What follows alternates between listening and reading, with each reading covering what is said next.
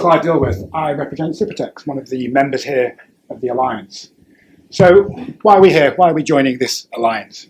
Well, when our company was founded, we had one main aim, and that was to build predictive non-animal models for human PK and human toxicity, using in vitro techniques and in silico techniques. This isn't just pharma we're talking about. It goes across a range of industries.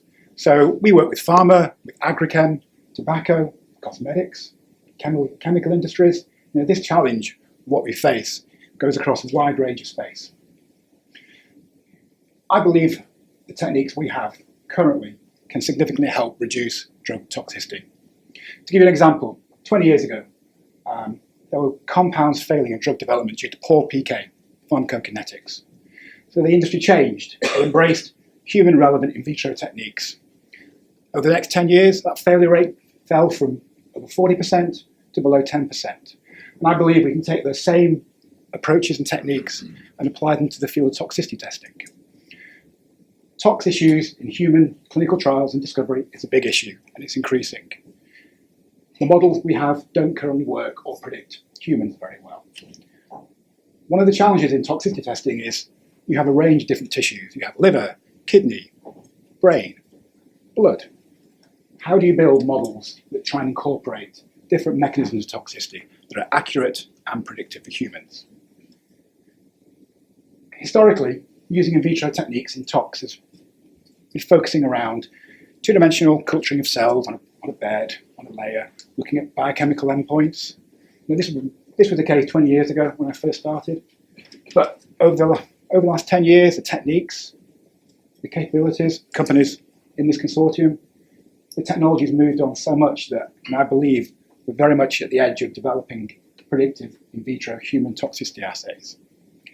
The approach we've taken is to develop 3D microtissues. So using human cells, primary cells, stem cells, combining them together to actually build predictive three-dimensional models. If you imagine, a heart and a liver are not two-dimensional. They're structural. You have to try and replicate that structure in vitro to build predictive models. And then what do you measure? You have to measure multiple endpoints. Toxicity is multi-parametric. You can't measure one endpoint and expect to pick up all toxicity. So building models, building better endpoints. How well do they predict human effects? So we go back to the FDA, who has human lists of compounds with flags for liver injury. We can screen those. How well does it predict human effects? And we've shown that moving from 2D to 3D really improves how well we predict human toxicity.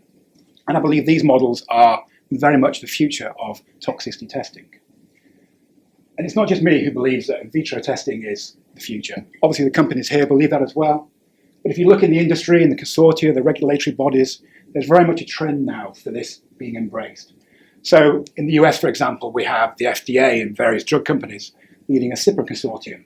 So looking to replace the current in vivo testing for cardiotoxicity using combined in vitro and silico models. Now that's very much a shift in mindsets for the industry and the regulatory bodies.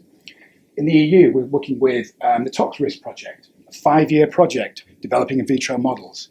The FDA, as we heard at the start, is working on Tox21, ToxCast, again, developing in vitro models.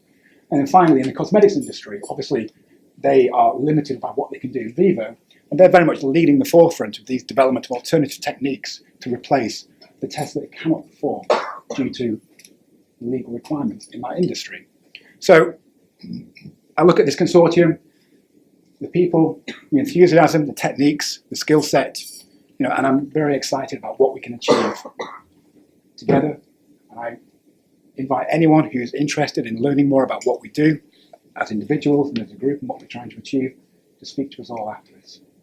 And finally, I'd like to thank you all for your attention. Thank you very much.